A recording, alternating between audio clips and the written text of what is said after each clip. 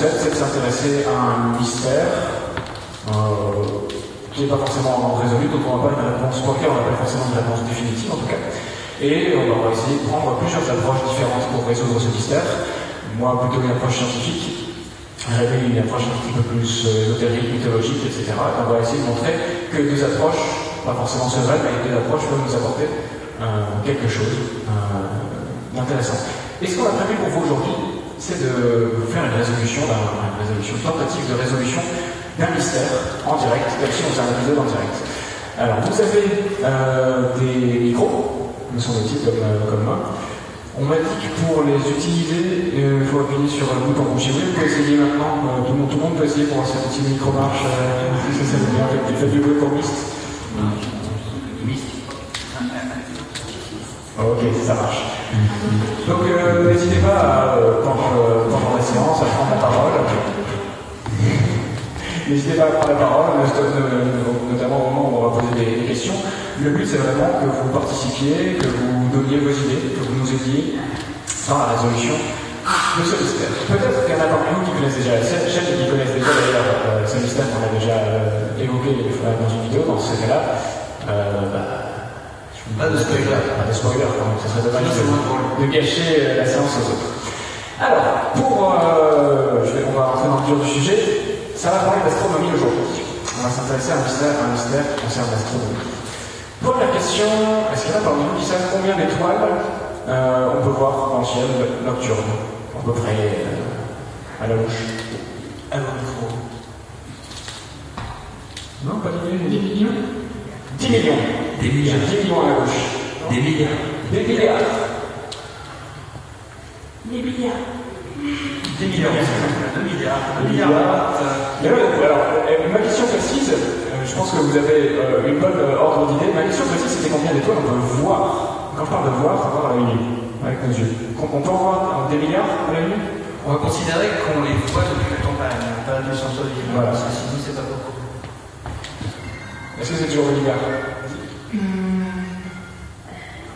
1 million? 1 million, ça paraît beaucoup. En fait, c'est pas comme ça. En fait, donc dans un ciel bien éloigné de la ville, bien éloigné de la pollution lumineuse, à la campagne, sans nuages non plus. Alors, nous, on vient du nord de la France, on vient de l'île, donc c'est assez rare, les ciels sans nuages et sans pollution lumineuse. Mais dans des conditions idéales, on peut voir 3000 étoiles à peu près dans le ciel, à la nuit. Si c'est pas comme ça, on peut se dire que c'est pas beaucoup. Après, si on se lie à un télescope, de jumelles ou de lunettes astronomiques, on peut en voir effectivement plusieurs milliards, plusieurs centaines de milliards. Dans notre galaxie, dans la Voie lactée, on estime qu'il y a quelques centaines de milliards d'étoiles, peut-être entre 100 et 400 milliards d'étoiles. On les a pas comptées de la Lune, on a plutôt utilisé des moyens gravitationnels pour les compter, plus ou moins. Donc quelques centaines de milliards d'étoiles, ça fait beaucoup, et depuis quelques dizaines d'années maintenant, quelques siècles, on connaît très bien notre étoile, le Soleil, autour de laquelle on tourne. On sait qu'il y a 8 planètes qui tournent autour du Soleil, ça on en est certain. Et donc les scientifiques, au XXe siècle, maintenant qu'on a des instruments un petit peu plus performants, les scientifiques se sont dit, on va essayer de voir s'il n'y a pas d'autres planètes, pas dans le système solaire, mais d'autres planètes qui tournent autour de ces milliards d'étoiles. Est-ce que vous savez comment on appelle ces planètes hypothétiques qui tournent autour d'autres étoiles que le Soleil? Vous avez déjà entendu peut-être ce mot-là? Les exoplanètes. Oui, des exoplanètes, exactement. Donc on s'est dit en quête des exoplanètes, sauf que c'est pas évident à repérer, les exoplanètes. Pourquoi? Parce qu'autant les étoiles elles font de la lumière, autant les planètes, elles ne font que réfléchir à la lumière. Et les planètes sont également beaucoup plus petites que les étoiles. Donc pour repérer les exoplanètes, c'est assez compliqué, mais on a quand même mis au point quelques méthodes. Première méthode, on pointe un télescope vers une étoile, et avec un peu de chance, on verra directement, la méthode directe, on verra directement une planète. Il y a peu de chance, ça arrive assez rarement quand même. C'est vraiment chercher une aiguille dans une boîte de foin, mais ça peut arriver, et on a détecté quelques exoplanètes comme ça. Deuxième méthode, on peut regarder si l'étoile est perturbée dans son orbite, dans son mouvement, par une petite planète qui tourne autour, une planète qui la ferait bouger un petit peu, parce qu'elle est assez grosse pour la faire bouger. Ça, on a découvert pas mal de planètes avec ça. Mais la méthode qui a le mieux marché, jusqu'à présent, c'est ce qu'on appelle la méthode des transits. La méthode des transits, il n'y a rien à voir avec... voilà. La méthode des transits, on regarde une étoile pendant assez longtemps, on regarde sa luminosité, surtout on s'intéresse à sa luminosité avec un télescope bien sûr, et on regarde s'il y a des baisses de luminosité. Alors pour ça je vais vous montrer un petit graphique. Voilà. Donc on trace une courbe de luminosité de l'étoile. Quand tout va bien, la courbe ne bouge pas. Et si on voit une petite baisse de luminosité, comme ceci, on peut imaginer que c'est une planète. On peut imaginer encore mieux que c'est une planète si cette baisse de luminosité revient plusieurs fois dans le temps, c'est-à-dire qu'elle est périodique. Effectivement, là on voit que tous les quelques jours, tous les quelques mois peut-être, on va ça baisse de luminosité, donc quelque chose qui tourne autour. C'est comme ça qu'on a confirmé qu'il y avait pas mal d'exoplanètes autour des étoiles. Maintenant, on a découvert des systèmes qui avaient des dizaines, pas des dizaines, mais 8, 9 exoplanètes autour. Le système TRAPPIST, dont vous avez peut-être entendu parler récemment, découvert par les Belges, en fait partie. Donc il y a une filiation directe avec les pierres TRAPPIST. Et oui. Donc voilà, ça c'est les exoplanètes qu'on a découvertes, grosso modo, depuis 1989. C'est la première exoplanète découverte. C'est en fait assez récent comme découverte. Donc au départ, on a utilisé pas mal différentes méthodes, et là vous voyez en vert, la dernière, c'est la méthode des transits justement. Donc le graphique s'arrête en 2014 seulement. Donc la méthode des transits, c'est la plus utilisée actuellement. Concrètement, et après je vais laisser la parole à Rémi, pour utiliser la méthode de transit, on pointe un télescope, là c'est le télescope spatial Kepler, que vous connaissez peut-être. Dans une zone du ciel, il va étudier vraiment une toute petite zone du ciel, et il va prendre des centaines de milliers de données en même temps, sur plein d'étoiles, en même temps, 150 000 étoiles à peu près. Il va regarder pendant des jours et des jours. Il regarde ces étoiles, sauf qu'il ne va pas tracer une courbe comme on a pu le voir auparavant. Ce qu'il va faire, c'est qu'il va récolter des données tout simplement. Et après, c'est aux scientifiques de regarder si, dans les données que le télescope a récoltées, il n'y a pas des baisses de luminosité. Donc les scientifiques, ils ne sont pas assez nombreux pour faire ça. Ils ont demandé à des amateurs de voir s'ils pouvaient les aider à avoir des baisses de luminosité, parce que ça, on arrivait bien à faire. Moi, j'ai essayé d'ailleurs. J'ai rien vu, mais vous pouvez essayer vous-même. Il existe des sites web où on peut justement chercher et analyser justement. Et vous pouvez découvrir les exoplanètes, comment ça va. C'est super intéressant. Et donc les amateurs, j'en viens à mon mystère. Les amateurs en 2013 ont découvert quelque chose de très étrange. C'est une étoile qui se trouve dans la constellation du Cygne, et elle présente bien des baisses de luminosité, comme on a pu voir avec la méthode de transit, mais ce sont des choses qui ne ressemblent à rien de ce qu'on avait pu voir auparavant. C'est Rémi qui va vous expliquer un petit peu plus en détail. Alors cette étoile, on l'appelle l'étoile de Tali, du nom de la personne qui a découvert, c'est un particulier qui a découvert l'étoile, mais l'astronome scientifique qui l'a justement promu était donc Tabata Boyatchev, je crois. Désolé si je le prononce mal. Donc cette étoile avait des variations de lumière un petit peu étranges. Alors, on a regardé un petit peu les variations de 2009 jusqu'à 2013. Et en 2009, on se rend compte qu'il y a eu une baisse de luminosité qui était équivalente à 15%. Donc là, vous voyez, c'est juste la chute qu'il y a ici, qui est totalement irrégulière, et donc là, il y a une baisse de luminosité, si je ne me trompe pas, de plus d'une semaine. Ce qu'il faut savoir, c'est que quand une planète passe devant une étoile, c'est quelques heures. Donc, si c'est une semaine, c'est forcément quelque chose d'assez massif, beaucoup plus massif qu'une planète. Donc, on a mis ça, et puis ensuite, rien. Luminosité constante jusqu'en 2011. Et là, bizarre. Là, en 2011, on a une baisse de luminosité de 15%. C'est ça, hein, c'est 15%. C'est un peu moins, et là c'est un peu plus. C'est ça. Donc 15%, si vous voulez, à titre de comparaison, si vous prenez la planète Jupiter qui passe, qui est la plus grosse du système solaire, qui passe devant le Soleil, c'est une baisse de luminosité de 1%. Donc 15%, c'est pas mal. C'est pas mal. Mais il y a eu en 2013. Et en 2013, là, c'est totalement erratique. En 2013, on a des variations de lumière, parfois jusqu'à 20%. Parfois, c'est 1%, 5%, ça varie. Parfois, on a une semaine de baisse de luminosité, qui est énorme. Parfois, on a quelques heures, quelques jours, ça varie tout le temps. Donc, c'est déjà rare qu'il y ait quelque chose d'aussi gros qui baisse sur qui agit sur la luminosité. Mais là, c'est pas comparable. En termes de dimension, c'est gargantuesque. Donc ça ne peut pas être une planète, c'est forcément autre chose. Alors, en termes de dimension, il y a autre chose que vous avez pu voir, ce qu'on observe surtout sur le premier graphique. C'est assez étrange. Comme si on compare à, tiens, on prend Jupiter par exemple, donc là on a simulé, si on observait le Soleil depuis très très loin, et que Jupiter passait devant le Soleil, donc on a un petit pourcent de luminosité en moins, et vous voyez que ça fait quelque chose de une belle petite courbe, un beau petit sinus. Quand on va le faire avec ça. Quand la planète commence à entrer, ça baisse tout doucement, après ça fait un plateau, et après ça remonte à nouveau tout doucement.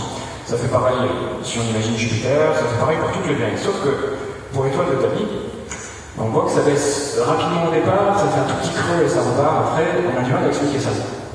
Et surtout, tous les relevés semblent un petit peu différents. Celui-ci est un petit peu plus lisse, ceux-là sont beaucoup plus aléatoires.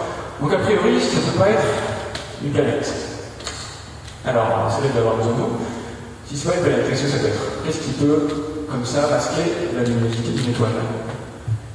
Un trou noir. Un trou noir. Alors ça, c'est pas une mauvaise idée. Un trou noir, je pense que les scientifiques y ont pensé, effectivement. Pour ceux qui ne sauraient pas ce que c'est, un trou noir, c'est un objet tellement massif, très très très massif et très très dense, pas forcément très gros, mais très dense, et c'est tellement massif que la lumière ne peut pas s'en échapper. Donc effectivement, là, on dirait qu'il y a de la lumière qui est chauffée. On n'a pas montré le trou noir, parce que le trou noir, par contre, on peut le détecter de façon gravitationnelle, comme c'est très très massif. Là, on n'a rien détecté, a priori. Et puis, les trous noirs, ça ne tourne pas autour des étoiles, c'est plutôt les étoiles qui tournent autour, tellement elles sont massifs. Donc, ça paraît compliqué. Est-ce que vous avez d'autres idées de ce qui peut tourner autour d'une étoile? Une météorite. Une météorite. Ah, exactement. Une météorite. Alors, pourquoi pas? C'est vrai que nous, on connaît plein d'astéroïdes, en tout cas, qui tournent autour de notre étoile le Soleil. Seulement, là, on a vu que c'était énorme, c'était beaucoup plus gros que Jupiter. Donc, il faudrait que ce soit même plus gros qu'une planète. Alors, une météorite, ça paraît compliqué. C'est trop gros pour en être une. Alors, ouais.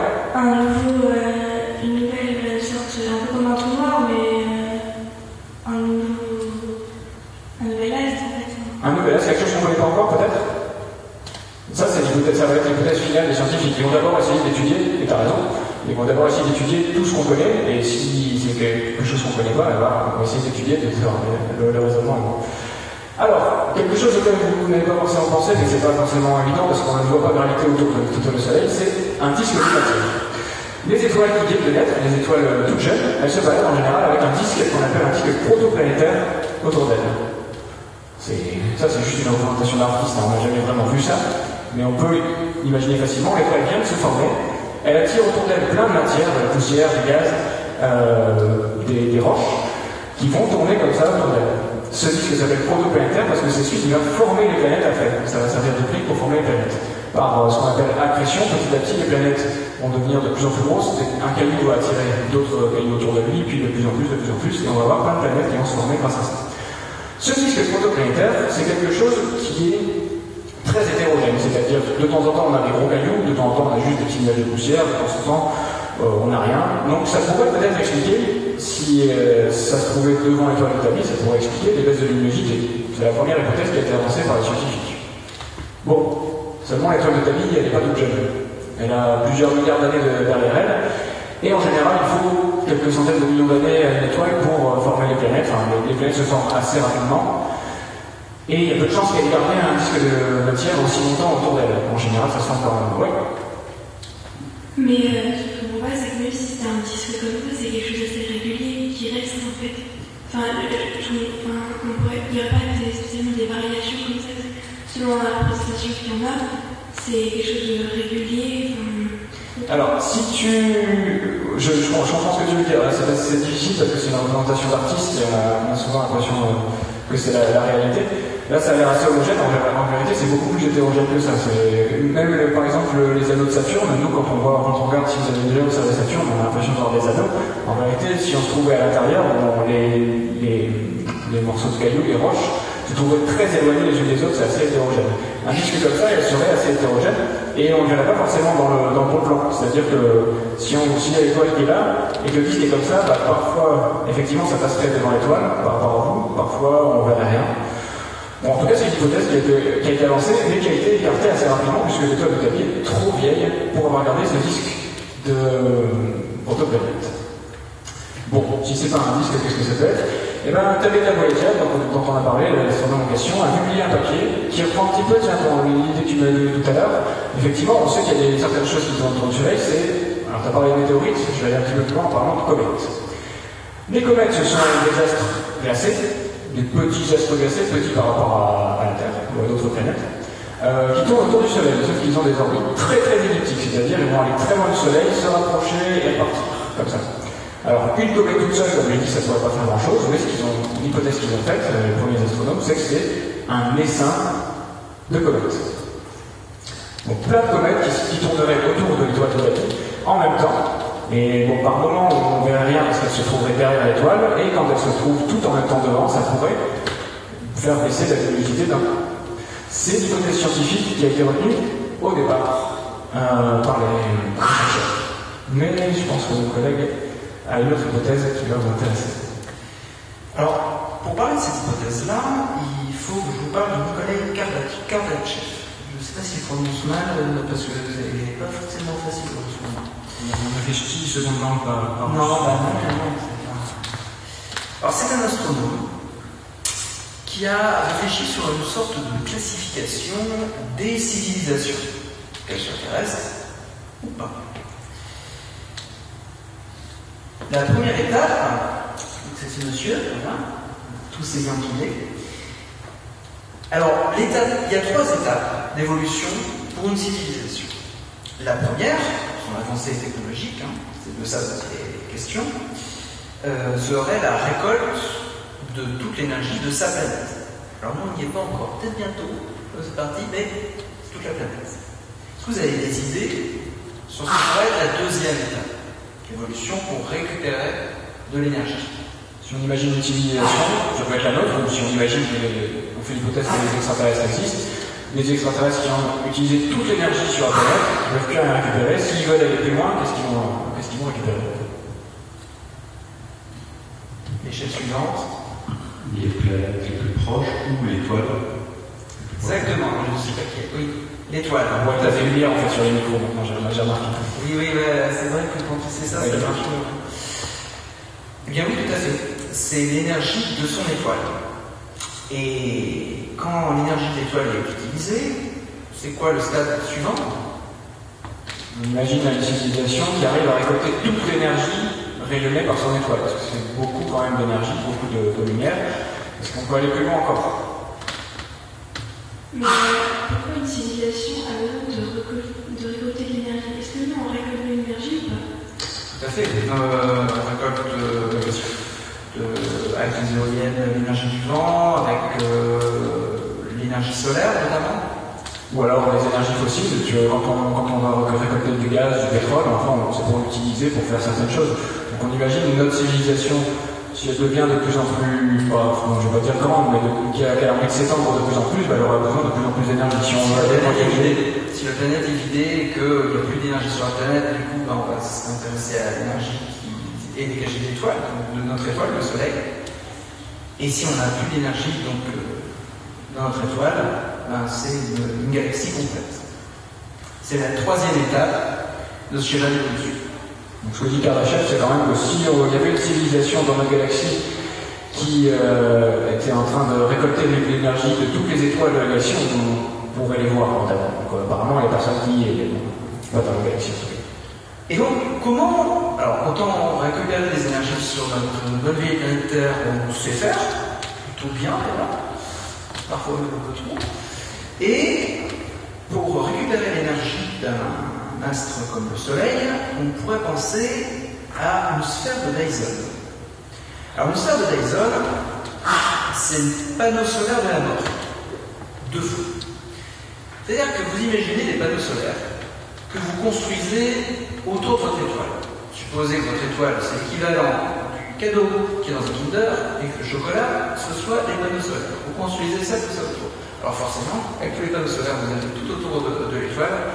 Vous êtes sûr que là, le niveau énergie solaire, vous n'allez pas en manquer. Vous allez vraiment bien emmagasiner l'énergie. Et donc, on a vu surgir cette hypothèse de la sphère de Dyson, une sorte de superstructure construite autour de l'étoile qui pourrait donc récolter l'énergie. Alors, ce qu'il faut savoir, c'est que cette sphère de Dyson, c'est pas quelque chose que les scientifiques ont inventé pour expliquer l'étoile de David. C'est quelque chose qui était déjà postulé auparavant par M. Freeman Dyson, un physicien américain qui s'est dit, comment est-ce qu'on récolterait l'énergie d'une étoile, enfin, le plus d'énergie possible, c'est en récoltant le plus de lumière possible, c'est-à-dire en construisant une structure. Alors, on ne sait pas à quoi ça ressemblerait, cette structure-là, c'est une vue d'artiste, encore une fois, mais ça pourrait ressembler à ça, ça pourrait ressembler... Ah, ça, bon, là, l'ingénieur, c'est un peu foiré, hein, ça n'a pas très bien marché. Le ciment était top. Mais ça explique bien, justement, d'avoir l'étoile en plein milieu et puis la superstructure construite tout autour.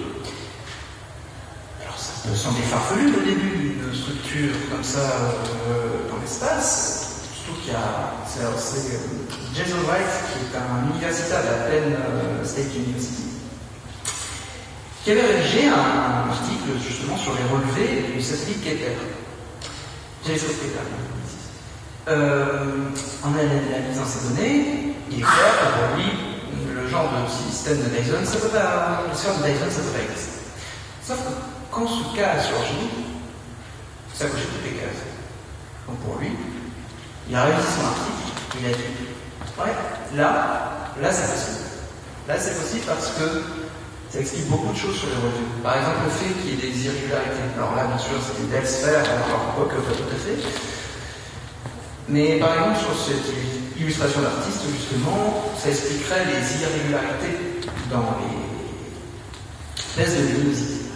Et ça explique aussi la taille. Voilà, donc on a ce qui est bien important à comprendre ici, deux équipes scientifiques, alors ils travaillent bien sûr ensemble, ils se connaissent bien, qui ont avancé deux hypothèses différentes. Une qui paraît plausible avec les comètes, une qui paraît un petit peu plus farfelue avec les extraterrestres, mais c'est quand même des scientifiques qui l'ont avancé. Donc, ils s'y intéressent quand même, malgré l'apparence un petit peu étrange. Un peu plus tard, il y a d'autres scientifiques qui ont essayé de calculer. Alors ils se sont dit, si c'est des comètes qui passent devant l'étoile, comme je l'avais expliqué tout à l'heure, combien il faudrait de comètes pour faire expliquer les baisses de luminosité qu'on a vues tout à l'heure de l'ordre de 15, presque 20% parfois. Mais ils ont calculé 648 000 comètes. Ça fait beaucoup. Nous, autour du Soleil, on en connaît quelques milliers. Il y en a peut-être 10 000, peut-être un peu plus. Mais 648 000 en même temps autour de l'étoile, ça commence à faire beaucoup. Donc cette hypothèse-là a perdu un petit peu en crédibilité depuis.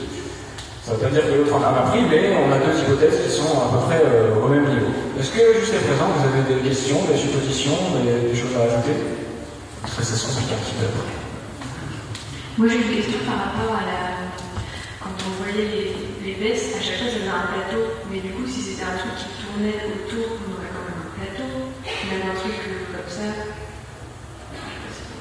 Avec la sphère de Dyson, qui serait construite autour. Mais par contre, pour quelque chose qui tourne autour.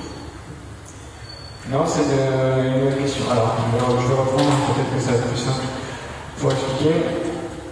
Celle-ci, par exemple, on voit pas le plateau. Oui, du coup, il n'y a pas de plateau parce que si c'est pour récolter l'énergie, c'est-à-dire qu'il est toujours normalement orienté de manière optimale, mais du coup, qui tourne comme ça, et du coup, ça veut dire qu'il passe comme la planète où on voyait la place au plateau.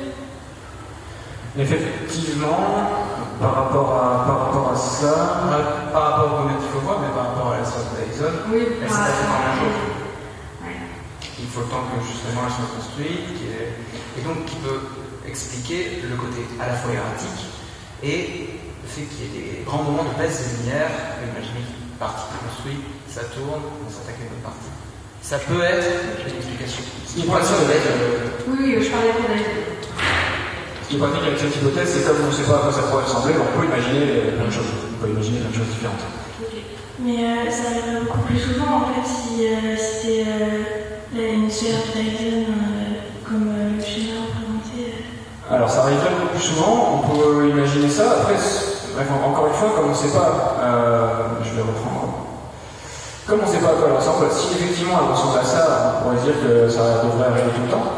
S'ils ont construit qu'un côté pour commencer, ou qu'il y a une petite partie du ciel qui est, enfin de l'étoile qui est colonisée, on va dire, peut-être que ça arrive effectivement que tous les 2 ans, 2-3 ans. Une sœur de Dyson, en fait, n'a pas de. À l'heure actuelle, on ne connaît pas de structure équivalente. Donc on ne sait pas comment elles peuvent être construites, ni la forme qu'elles pourraient prendre. On imagine que ce sont des cercles parce que c'est finalement quelque chose de plutôt rond, que c'est finalement quelque chose d'optimal, mais on ne peut pas le confirmer.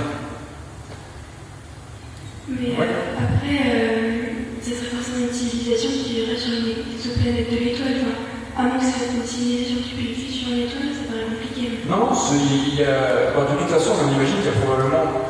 Alors, si je l'ai dit au début, on a fait l'estimation qu'il y avait au moins une exoplanète par étoile dans la Voie lactée.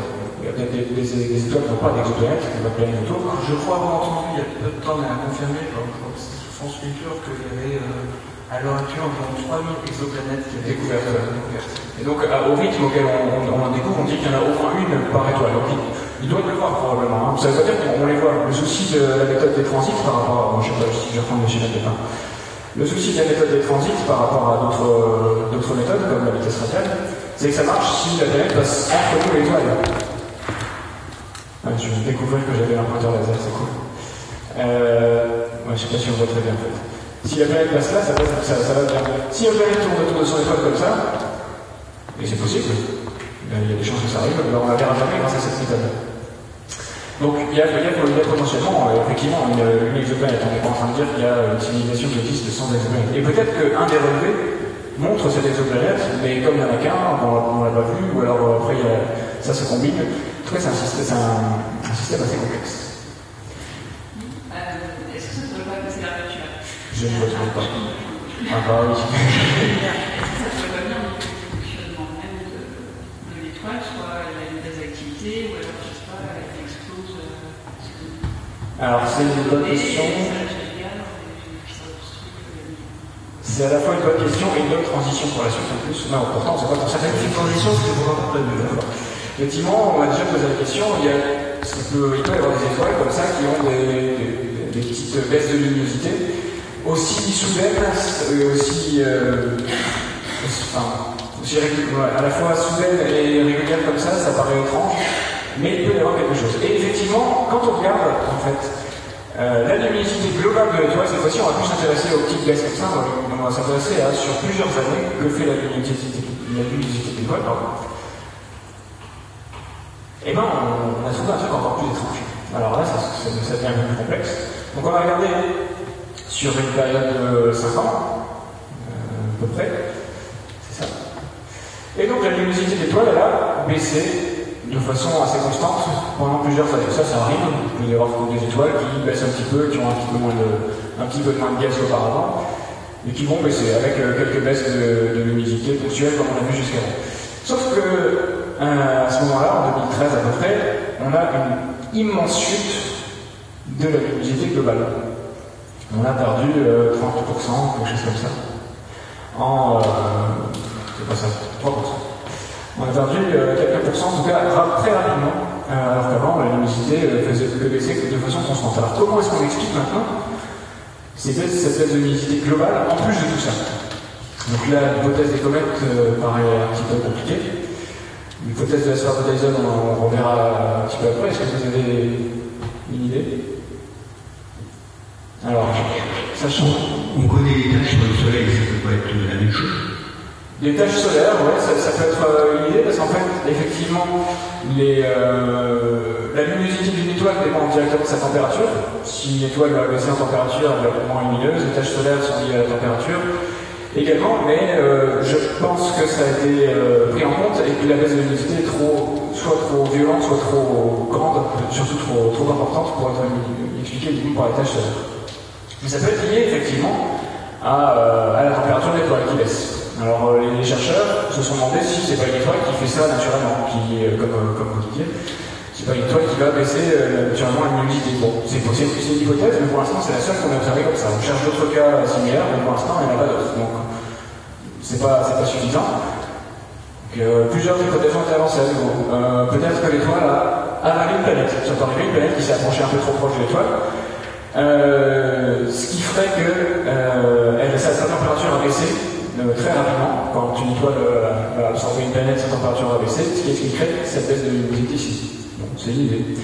Une autre idée, moi j'aime plutôt bien celle-là, c'est qu'on aurait pu avoir deux planètes qui sont encore en collision à un moment donné, à ce moment-là. Donc auparavant, on avait déjà des baisses de luminosité qui seraient quand même expliquées par des planètes de forme bizarre. Peut-être que c'est un système assez chaotique qui a souvent des collisions. Grosse collision, qu'est-ce qui se passe quand on a une collision de planètes? Eh ben, on va avoir une sorte de nuage de matière qui va se recréer comme une grosse explosion avec plein de débris partout. Ce qui fait penser un petit peu à l'hypothèse de départ du disque protoplanétaire. C'est une hypothèse qui est avancée, c'est quelque chose de très hétérogène, ça expliquerait ça. C'est une idée, mais ça ne convainc pas tout le monde non plus. Une dernière hypothèse qui a pu être avancée, c'est qu'il y a quelque chose qui passe entre nous et l'étoile, mais qui n'est pas autour de l'étoile de Tapie, qui n'est pas autour de nous non plus. Ça s'appelle des nuages de gaz interstellaires. On sait qu'entre les étoiles, il peut y avoir des nuages de gaz qui sont plus ou moins denses, un petit peu comme les nuages de matière ou pas. Et que ce nuage va passer de temps en temps, peut-être qu'il est immense et qu'il passe régulièrement entre nous et l'étoile, ce qui pourrait expliquer ces baisses de luminosité. De façon un peu à la manière d'un nuage qui passe devant le soleil. On imagine un immense nuage très hétérogène, parfois la luminosité va être complètement diminuée, parfois on va bien voir, etc. etc. Ouais. On devrait le voir sur d'autres étoiles dans ce cas. On pourrait le voir sur d'autres étoiles, c'est possible, ça dépend de sa distance. S'il est très proche de l'étoile de Tapie, peut-être qu'il va annoncer un qu'elle. L'étoile de Tapie, si je vous l'ai dit au départ, elle se situe à 1500 années-lumière, je pense, oui, 1500 années-lumière de nous. Les étoiles qui sont proches en termes de un inconvénient de l'astronomie, les étoiles qui sont proches en termes de distance, peut-être qu'elles sont bien avant le nuage, finalement, elles sont beaucoup plus proches de nous. Donc 1500 années-lumière, c'est assez loin quand même. C'est une des dernières hypothèses, et c'est celle sur laquelle sont restés les scientifiques actuellement. Que devient la sphère de Dyson dans tout ça? Eh bien, ça ne répond pas totalement la théorie de la sphère de Dyson. Puisque les accidents, ça arrive partout. Et on peut imaginer que la sphère de Dyson ait subi un dysfonctionnement ou ait été détruite. On peut imaginer aussi qu'elle ait été détruite soit par accident, soit volontairement. En tous les cas, ça explique la brusque chute de luminosité, ainsi que les irrégularités, comme je l'expliquais, sur les chutes de lumière. C'est pas forcément un super cercle bien lisse, mais il peut y avoir des antennes, des trucs, l'architecture non euclidienne, qui ne s'explique pas. En tout cas, pas selon nos standards. Une sphère de Dyson, elle peut être détruite. Alors, il faudrait beaucoup de puissance, mais avec une autre sphère de Dyson, on peut emmagasiner suffisamment de puissance pour détruire une planète, une sphère de Dyson, une superstructure, etc. Alors, bien sûr, je ne vous parle pas de petits extraterrestres, des tigris ou, je sais pas moi, les Wookiees. Mais sur toutes les galaxies qui nous entourent, le fait qu'on soit la seule présence intelligente, pas qui ne pense comme nous, mais intelligente, ça paraît assez déraisonnable. Est-ce qu'il y a des entités qui fonctionnent différemment, qui pensent différemment, qui n'ont pas du tout les mêmes besoins, la même logique, mais qui par contre se développeraient en toute logique, peu importe leur fonctionnement, ils auraient besoin d'une forte quantité d'énergie, et dans les galaxies, il y a une forte quantité d'énergie comme les étoiles, il n'y en a pas 10 000. Ou alors il faudrait peut-être exploiter un peu moins propre. Mais la théorie de Dyson n'est à l'heure actuelle pas écartée des recherches scientifiques. Alors elle intéresse toujours les scientifiques. Elle intéresse toujours les scientifiques. Et toi là, c'est toujours bizarre. Recherche en ce sens. Petite précision, il y a des études qui ont été refaites récemment avec d'autres instruments, parce que on s'est demandé, est-ce que c'est pas Kepler qui a eu un petit souci, et non, on observe bien la même chose avec d'autres instruments, donc il n'y a pas de souci d'observation. On observe par contre que, pour les détails un peu plus techniques, que toutes les longueurs d'onde, toutes les couleurs de la lumière ne sont pas absorbées de la même façon, donc ça donnerait plutôt l'idée effectivement d'un nuage de poussière ou de matière, plutôt de matière microscopique que de gros morceaux, parce que les gros morceaux ils ont tendance à tout absorber, sinon si c'est des petites poussières microscopiques, on peut imaginer que c'est plus des absorptions d'intervention sur certaines longueurs d'onde seulement, ça dépend du matériau. Voilà, là où on en est aujourd'hui. Alors, ce mystère, est-ce que vous avez des choses à ajouter déjà? Oui. Vous avez évoqué un acte éventuellement volontaire. Par quelle volonté? Par quoi? Justement, on n'a pas de preuves tangibles. Ça peut être, comme je disais, sur un incident, juste un incident fonctionnel, en émettant l'hypothèse que ce soit bien une histoire de Dyson, il y a un problème technique et que pour une raison X ou Y ça explose, probablement dans les usines nucléaires, ça arrive.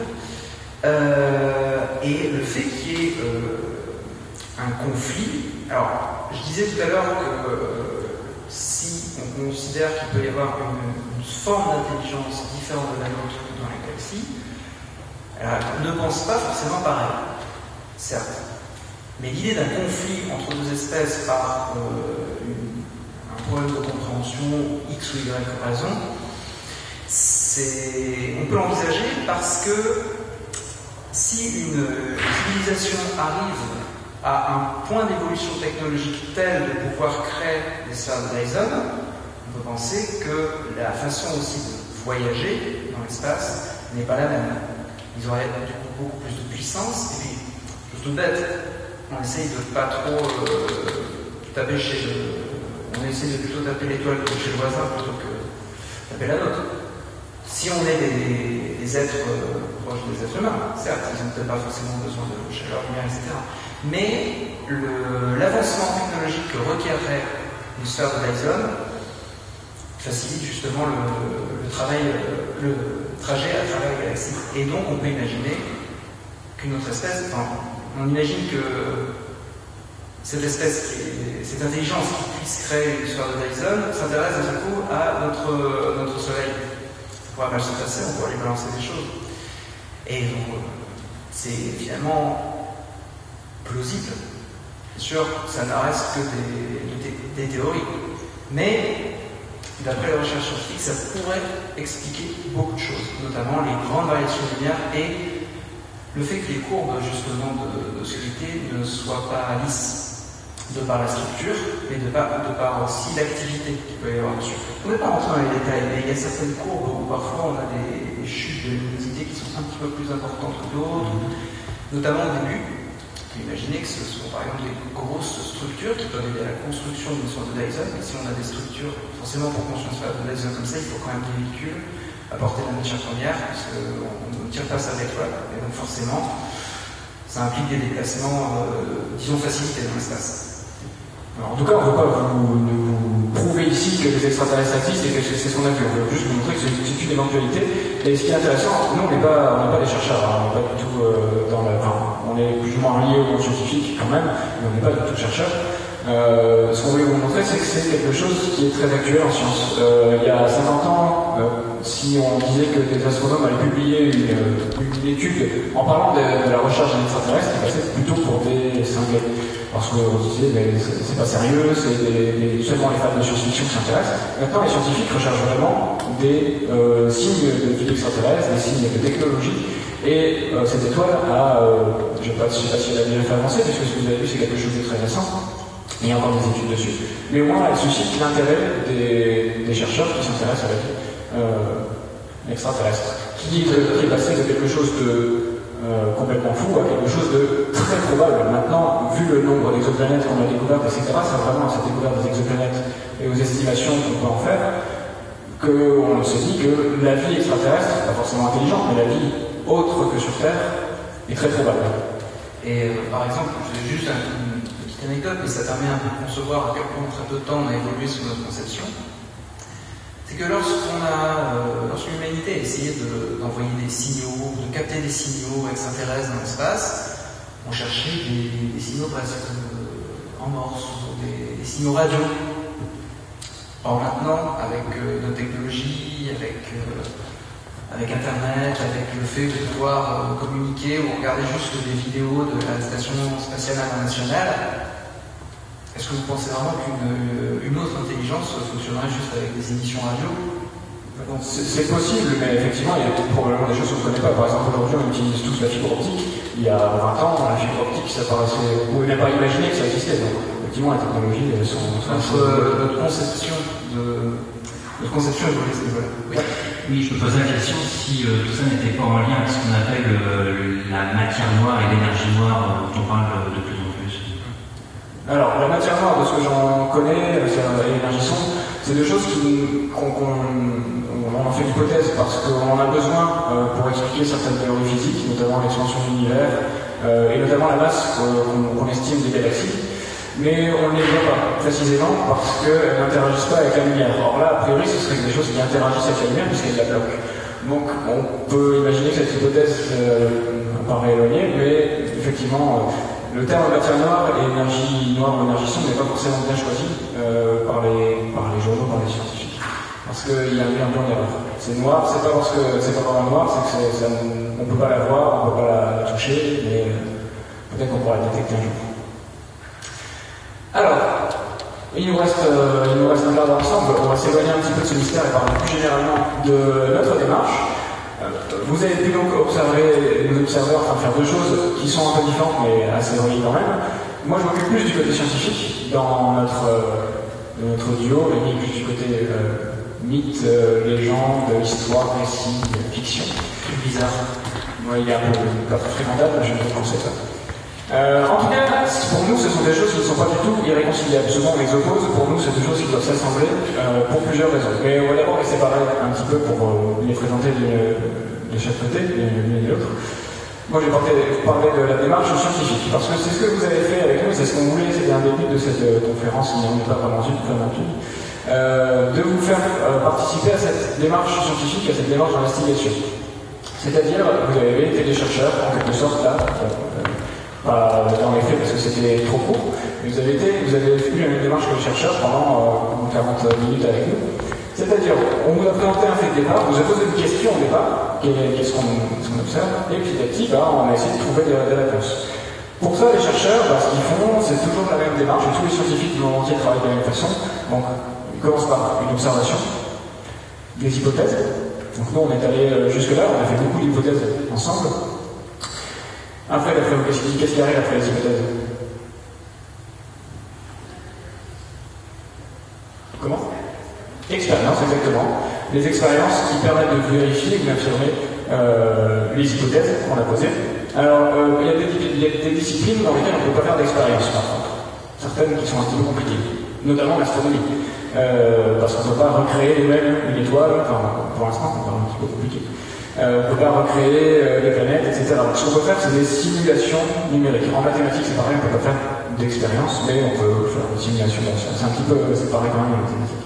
Mais la plupart des autres disciplines, on peut faire des expériences, reproduire, et essayer de tester nos hypothèses. Une fois qu'on a testé nos hypothèses, si on en trouve une qui était effectivement, si notre hypothèse est valable, là on a construit ce qu'on appelle une théorie scientifique.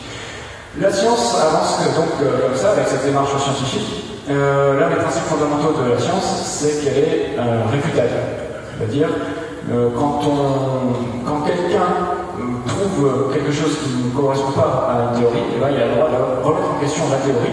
Si quelque chose ne fonctionne pas, c'est que la théorie ne va pas, ou alors c'est des observations qui sont mauvaises, des expériences qui sont mauvaises.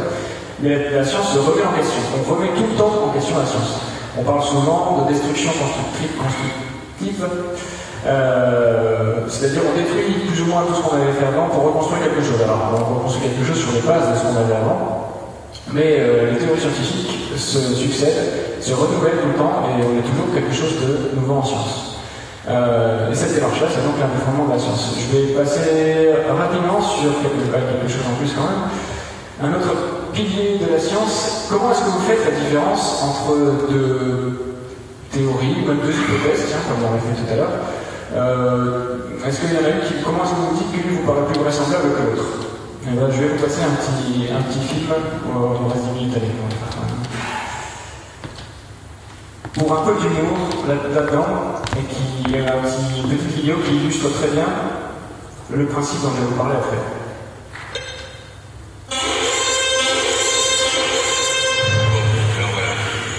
J'aime bien quand on fait ça. Vous aimez bien quand on fait quoi? Quand on se baisse comme ça pour faire le point, ça fait hyper cool. Non, mais on fait pas le point, là, on a déjà mis la trace. Ouais, c'est classe, ton expression. On dirait les chevaliers en mission. Oui, on est en mission. Il n'y a pas d'expression, on va examiner la trace là, celle-là. Mais c'est quoi ça? C'est des trucs avec des plantes, c'est ça? Ah, moi j'y connais rien. La trace là, va, le dessin là. Vous voyez pas que ça me force de se mettre de bottes? Ah, mais ça! Moi je trouve que ça ressemble plus à une tranche de viande, non?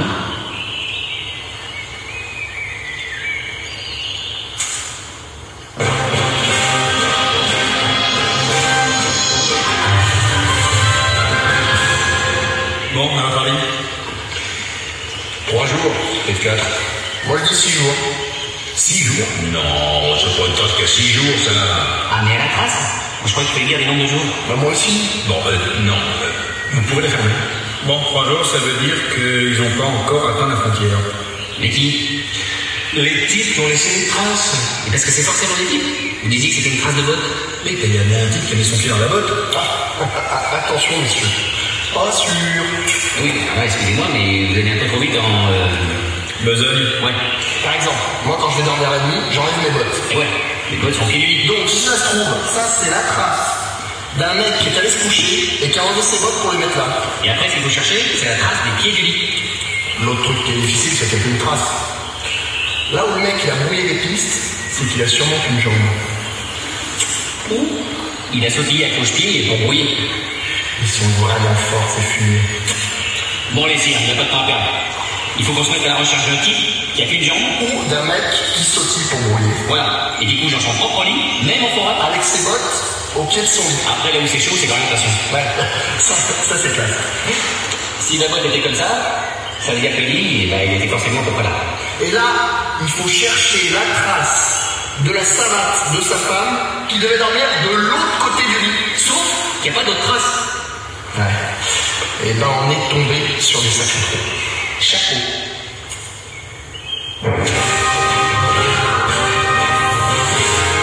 Attendez. On résume un peu, sinon on va se promener. C'est à des moments comme ça qu'il faut surtout rien oublier. Il y a un point qu'on n'arrive pas à résoudre. Voilà. Comment il fait le mec pour travailler sa bonne femme sans qu'elle sorte de son lit? Tout ça à cloche-pied. Il pourrait mettre le lit dans une charrette, mais il n'y a pas de trace de roue. Ou alors attendez. Si, ça y est. Quoi? Vous avez percé le... Ouais. En fait, c'est sa femme qui efface les traces de roue au fur et à mesure qu'ils avancent. Mais oui, bien sûr. Qu'est-ce qu'on est con? Et elle doit même en profiter pour effacer les traces d'un des 2 pieds de son mari. Ah, il y a des vis là quand même. Voilà. Donc un petit point. Il faut se mettre en charge d'un type qui traîne une charrette avec un lit dedans et sa femme dans son lit. La femme, elle a un petit râteau. Et sans sortir de son lit, elle frotte par terre pour effacer les traces des roues et effacer la trace d'un des 2 pieds de son mari. Quand je pense qu'on a failli partir sur un unijambiste. Non, mais ils sont forts. Ils sont vraiment forts. Ils ont pas de bol quand même. Hein. Mettre au point un truc pareil et tomber sur des cerveaux comme nous. Bon voilà, c'est une vidéo humoristique, mais qui illustre bien le principe dont je voulais vous parler là, pour finir cette exposé sur la méthode scientifique, la démarche d'investigation, ce qu'on appelle le rasoir d'Occam. Peut-être que vous avez déjà entendu parler du rasoir d'Occam. C'est un principe que suivent la plupart des scientifiques, qui disent qu'entre 2 théories qui sont là pour expliquer une observation, par exemple, pour avancer, entre 2 théories, il faut toujours choisir celle qui a le moins de présupposés, de choses dont on ne connaît pas encore l'existence. Donc là, c'est-à-dire que les deux chevaliers, par exemple, leur raisonnement est pas mauvais, ils ont un raisonnement qui se tient quand même, mais il y a énormément de choses non vérifiées, de présuppositions, ils font énormément d'hypothèses, le plus d'hypothèses possible, on dirait qu'ils font un jeu de maximum d'hypothèses, et à la fin ils se retrouvent avec une théorie, mais qui est quand même beaucoup moins probable que la théorie de départ des autres chevaliers qui était, c'est un mec qui a mis qui est venu il y a 3 jours et qui avait un pied dans une botte. Entre ces 2 théories, donc, appliquer le rasoir d'Occam, c'est un rasoir qui permet donc enlever le superflu et garder que les hypothèses qui sont les plus fortes et le moins d'hypothèses possibles en tout cas. Cette méthode scientifique, on voulait vous en parler parce que c'est quelque chose qui est très important donc dans le boulot des scientifiques, mais dans la vie de tous les jours également. C'est quelque chose qui permet de remettre en question ce qu'on voit, ce qu'on nous dit, ce qu'on apprend, etc. Et c'est quelque chose, donc, on pense que ça peut être une sorte de phare aujourd'hui dans la masse d'informations qu'on peut avoir autour de nous. Je vais laisser la dernière minute à Rémi qui va parler des mythes. Alors, parce que la méthode scientifique que Constant Simon est d'autant équivalent de tout ce qui est mythe, légende et surnaturel, moins précis. En fait, l'origine des mythes, ça remonte à il y a 10 000 ans. Il y a 10 000 ans, quand les hommes des cavernes dessinaient les animaux dans les cavernes. Ils ne dessinaient pas tous les animaux. Il y avait des bisons, il y avait des chevaux, mais il n'y avait pas de lapins. Il n'y avait pas d'arbres, par exemple. Et le fait qu'il y ait une grille de lecture comme ça, le fait de dire qu'un groupe d'individus ait dit voilà comment je conçois le monde, voilà comment je conçois ce qui est arrivé, ce qui va arriver, ça apporte une sorte de grille de lecture, une sorte de filtre. Ça permet de créer un groupe. Et ce groupe va penser d'une certaine façon. Jusqu'au jour où ils vont rencontrer un autre groupe, qui eux a décidé d'autre chose. On va parler des lapins et des arbres. Cet autre groupe va avoir une autre vision des choses. Et c'est l'affrontement entre ces deux groupes qui se crée l'opposition et que se crée le premier mythe. Avec certains groupes qui disent voilà ce qui est arrivé, voilà comment on l'explique, et d'autres qui disent non, on n'est pas d'accord avec vous, on fait partie de l'autre groupe qui pense que ça s'est passé autrement, que c'était dû à autre chose. Donc les mythes sont vraiment à la base de notre humanité et nous entourent. On a ça nous a permis de renforcer nos groupes, comme j'expliquais les groupes qui pensent d'une façon et d'une autre. Ils nous entourent, on a ça dans les contes, dans les légendes, et puis c'est plus croustillant, quoi. La science, tout de suite, il y a une petite histoire de fantôme, un petit truc, c'est pas mal. Et il y a beaucoup de choses qu'on pense être des mythes et légendes, et qui ont une base bien réelle. Le kraken scandinave, le calamar géant. Mais il y a des calamars géants. Les plus gros spécimens femelles qu'on a vus, parce que c'est les femelles qui sont les plus grandes dans le calamar géant, échoués faisaient jusqu'à 13 mètres de long. Ça, c'est ceux qu'on va trouver sur les plages, pas ceux qu'on va trouver vraiment au fond des océans auxquels on n'a pas accès. Quand on voit ça, c'est quand même plutôt facile d'imaginer qu'il y ait donc des calamars géants.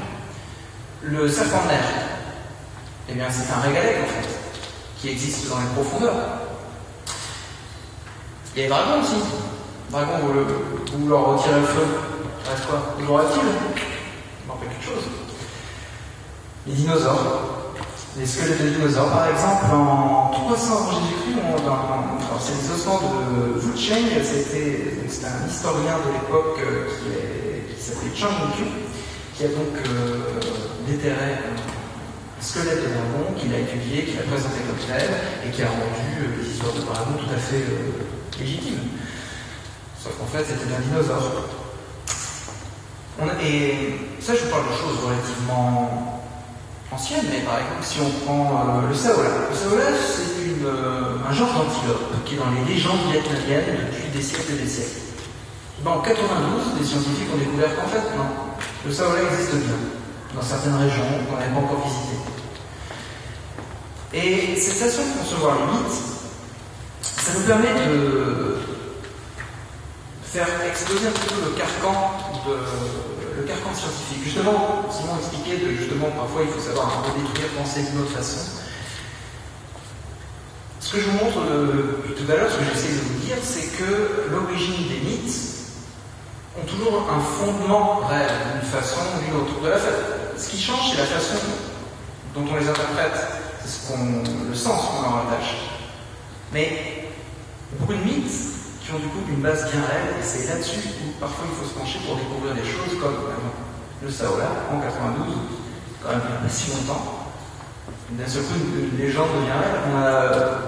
Par exemple, des rumeurs, voilà, est-ce que c'est possible que des animaux préhistoriques auraient survécu? Il y a un poisson qui a été découvert, je crois que c'est en 97. Le nom m'échappe aussi. Mais il y a un poisson qui a été découvert en 97, qui est un poisson qui nous vient directement On pensait disparu, on pensait que c'était une espèce, on va dire, préhistorique, une espèce de dinosaure, et qu'on a redécouvert. On fait des redécouvertes scientifiques, et effectivement, on peut trouver des origines dans les mythes. Alors, le fait de s'intéresser aux mythes et aux légendes, ça passe aussi par les récits. Je vous parlais des contes. Les contes ont toujours une valeur par leur propos, par leur philosophie, par rapport à ce qu'il véhicule. Petit chapeau rouge véhicule plus ou moins le propos qu'il ne faut pas trop que les jeunes femmes sortent du chemin et écoutent les beaux parleurs. Peter Pan, ça parle de l'incapacité de passer à l'âge adulte, la petite sirène, le sacrifice amoureux, que sais-je. Il y a beaucoup de vérité derrière ces intelligents. Il y a tout du moins un propos. Et si on prend des choses un petit peu plus modernes, si vous prenez par exemple Jules Verne, De la Terre à la Lune. Jules Verne, écrit 100 ans auparavant du lancement de la première fusée, je crois 100 ans, ce sont les Américains qui vont lancer pour la première fois les programmes spatiaux et qui vont les lancer pas loin de Cap Canaveral, 100 ans avant. À votre avis, c'est dû à quoi? Juste son imagination? Juste les Américains ont voulu faire pareil? Non. Simplement qu'en fait, il a analysé une chose toute bête, c'est que avec l'évolution technologique des Américains suite à une éventuelle guerre, à l'époque on était en récession,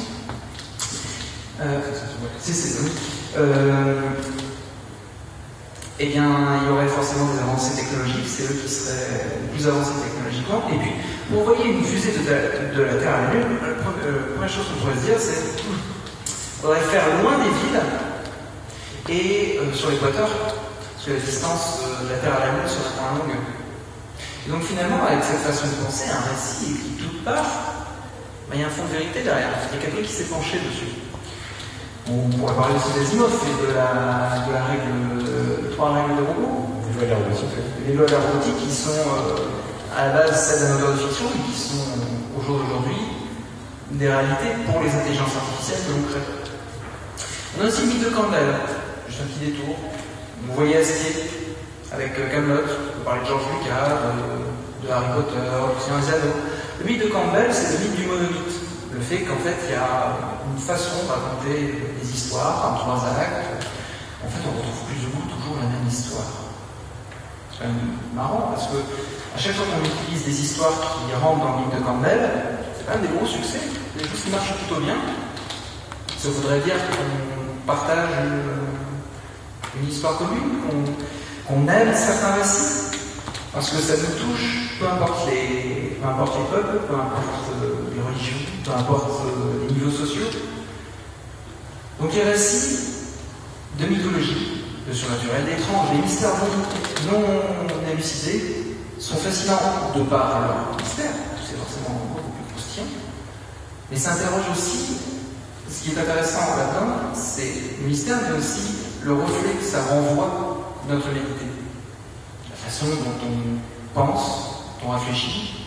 Je ne sais pas si on a parlé de Jung tout à l'heure, mais qui est un psychanalyste qui explique que certains mythes ont pour origine notre psyché. Un exemple tout bête, on a peur du noir, pourquoi? Parce que peut-être que nos ancêtres en fait avaient peur des attaques nocturnes, quand ils ne pouvaient pas se défendre au paléolithique. Bref. Les mythes nous entourent, ils nous définissent, et surtout, s'intéresser aux mythes, aux légendes, que ce soit la vie extraterrestre, les fantômes, les monstres, les créatures, la cryptozoologie, les animaux non encore découverts, mais c'est un vrai territoire vierge. On a exploré beaucoup de choses sur la planète, mais chaque jour on découvre encore des nouvelles choses. En 92, prenez l'exemple justement, en 92 on trouve des nouvelles espèces. C'est le vrai territoire vierge qui nous reste encore, c'est de découvrir derrière ces mystères-là s'il n'y a pas un fond de vérité. Ça c'est quelque chose qui, en tout cas pour nous intéresse beaucoup puisque c'est très complémentaire avec la recherche scientifique. Beaucoup de gens ont cherché justement les explications les plus simples, mais quand toutes les explications les plus simples tombent dans des impasses, ben oui, il ne faut pas hésiter à peut-être imaginer parfois le plus farfelu. Peut-être que dans le farfelu, il y a un fond de vrai. Et c'est peut-être ce fond de vrai-là qui va nous permettre de comprendre l'ensemble du problème. Voilà, donc ce qu'on voulait vous montrer, en tout cas aujourd'hui, c'est que les mythes peuvent aider à éclairer certains points de la science, certaines choses qui vont révéler, avoir des révélations des importantes sur l'univers, sur ce qui nous entoure, sur nous-mêmes, sur ce qu'on est nous-mêmes, parce que les mythes viennent de nous aussi, ils viennent de l'interaction entre nous et l'univers. La science peut avoir des interactions avec la fiction, comme tu disais avec Jules Verne. Jules Verne s'est beaucoup intéressé aux avancées scientifiques et c'est ce qui lui a permis de faire des sortes de prédictions dans les récits qu'il a pu écrire. Donc on pense qu'il faut vraiment arrêter de séparer ces deux choses et s'intéresser d'une manière scientifique au mythe ou d'une manière mythologique à la science, un petit peu essayer de mêler les deux. Il y a beaucoup de philosophes des sciences et de scientifiques qui ont essayé de les opposer le plus possible. L'un des plus célèbres, c'est Freud, qui lui pensait que l'humanité a subi une évolution en 3 étapes. La première étape, c'était l'enfance, quand les humains croyaient en mythologie classique ou en l'animisme, ce genre de choses. Deuxième étape, c'est quand l'humanité a commencé à croire à des religions plus globales. Troisième étape, quand l'humanité a commencé à suivre la méthode scientifique. Moi, je suis pas du tout d'accord avec ça. Pas du tout d'accord avec cette vision-là. Moi, je prendrais plutôt une vision où on peut voir les choses de différentes façons, simultanément, et même il faut voir les choses de différentes façons. Uniquement la méthode scientifique ne suffit pas, uniquement les mythes ne suffit pas. Le monde est tellement complexe qu'il faut toute une pluralité des choses. Et je vais prendre, pour finir, je vais voir la lire parce que je ne la connais pas par cœur, cette citation du biologiste François Jacob, qui disait « Mythes et sciences fournissent tous deux à l'esprit humain une certaine représentation du monde, et des forces qui l'animent, ils délimitent tous deux le champ des possibles. » Merci pour votre attention, j'espère que ça vous a plu.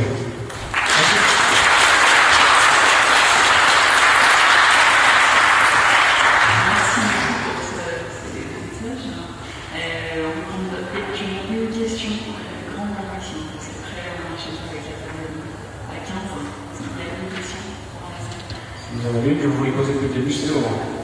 J'en profite pour préciser, si jamais vous êtes sur Twitter, sur Facebook, sur YouTube, la chaîne liste, si vous voulez voir un petit peu ce qu'on fait. Il est sorti 4 épisodes pour l'instant, le 5e va arriver. En tout cas, j'ai fait le 5e. Je sais pas s'il y a quelqu'un qui va revenir sur un point spécifique, une question ou... D'accord. D'où ça vous a mis de faire un truc comme ça, d'analyser des mystères, de les résoudre Alors, d'où ça nous est venu c'est un petit peu avec nos intérêts personnels. On est amis depuis très longtemps avec lui, on se connaît depuis qu'on est tout jeune.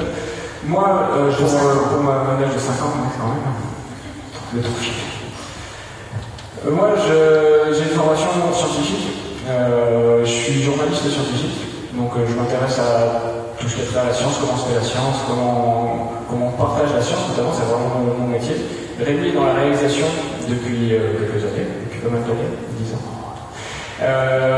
Donc on avait la partie technique et la partie scientifique, mais Rémi est également un grand amateur de mythologie, de zoologie, surnaturelle, mythes, les gens. Je vous ai dit, c'est pas quelqu'un très longtemps. Donc on s'est dit, qu'est-ce qu'on pourrait faire qu'est-ce qu'on pourrait raconter ensemble? On avait envie de raconter des histoires ensemble.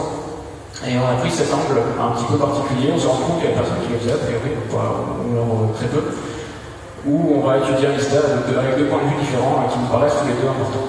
Voilà. Puis ce qui nous intéresse aussi, c'est que en tout égoïsme, on prend un pied énormément piéger les gens à faire ça, parce que on s'amuse déjà à le faire, et puis comme je disais, c'est des territoires finalement relativement vierges, où il y a des mystères. Moi j'ai trouvé ça génial quand on a commencé vraiment. Moi j'avais mes mythes et légendes d'un côté, Simon avait la recherche scientifique, et on a commencé à parler de temps en temps, et t'as vu, il y a une histoire comme ça, cette chose-là qu'on n'explique pas, qui est mystérieuse. Et tous les jours, il y a des nouvelles choses, des nouveaux mystères qui arrivent comme ça, et je trouve ça fascinant. Juste une petite anecdote aussi, par exemple, on parle souvent de la maison d'Amityville, la maison hantée d'Amityville.